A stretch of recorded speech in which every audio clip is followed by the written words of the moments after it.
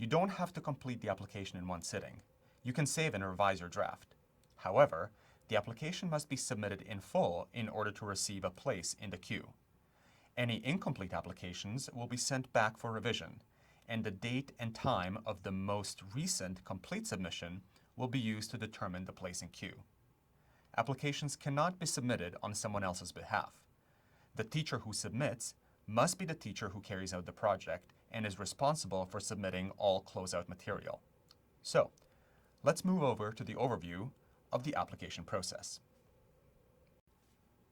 Before you begin your application, you will need to create an account on myclassneeds.ca using your board or district email address. After you've signed up and choose to start a project, you will be taken to the My Project section of your account. From there, you will be able to either start a new project or edit an existing one. If you have had a previous project or application on MyClassNeeds, you will also be able to create a copy of that project as a starting point for an application by choosing the duplicate function in the My Project section. At the start of the application, you will be provided with a brief overview of the key information and materials you will need to provide as part of the application. The list is not exhaustive. Rather, it represents the major items that we've identified as being beneficial for you to prepare in advance.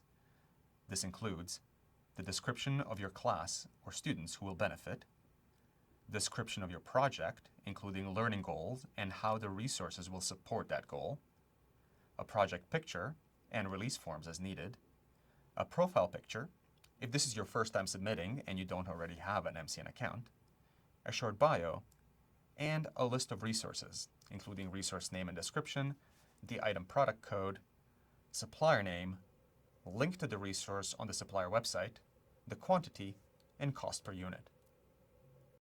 In step 1, you will be presented with a set of drop-downs to choose your province, town or city, and school. We have already populated our database with school information for many boards and districts across Canada, so you should be able to find your school in the drop-down. If you don't worry, you can easily enter the information yourself. In step 2, you are asked to confirm that your school administrator contact information is correct, and to confirm that you have received approval for your application.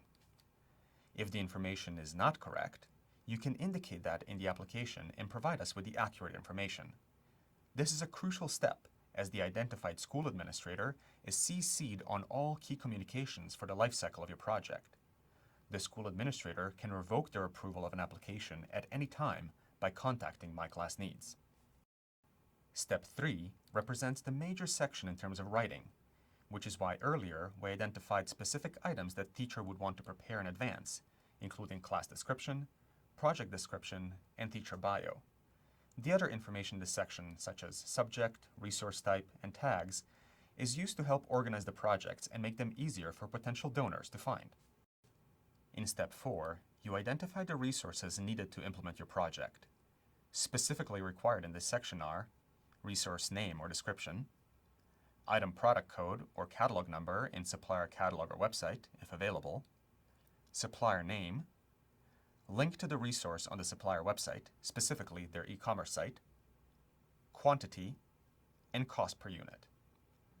This section is the most frequent cause of applications being sent back to teachers for redraft.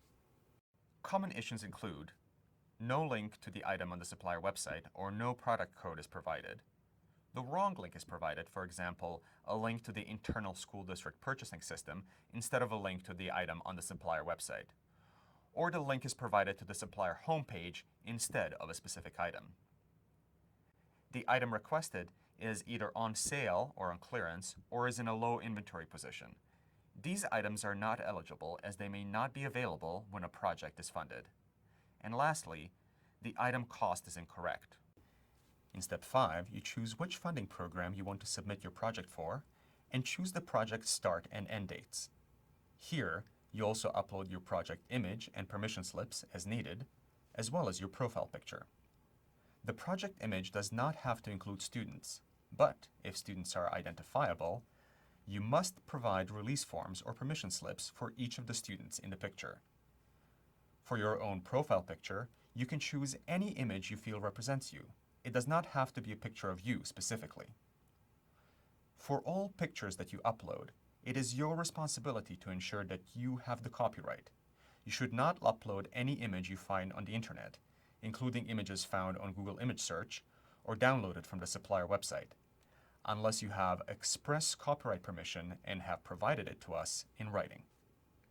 In step 6, you have the opportunity to once more review all of the information before you submit. That concludes this video. If you have any further questions, please don't hesitate to get in touch with our helpful staff at info@myclassneeds.ca.